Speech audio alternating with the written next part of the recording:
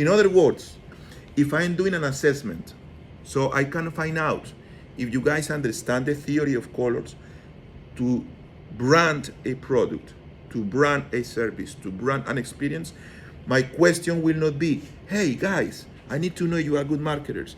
Tell me what yellow means. Tell me what blue means. I will not be asking you that. I will be asking you guys, all right, theory of colors has been understood? Yes, cool. If you want to be visible in the market, if you want people to stop by, what should be the best color for you to use? That's what they want. And then you will say, Santi, I will be using the toxic yellow one that you say. Good.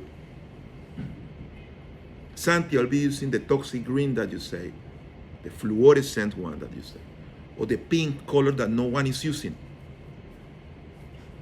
At least now, at that moment, I understand that you got the message from this class, which is not about keep doing what we have been doing.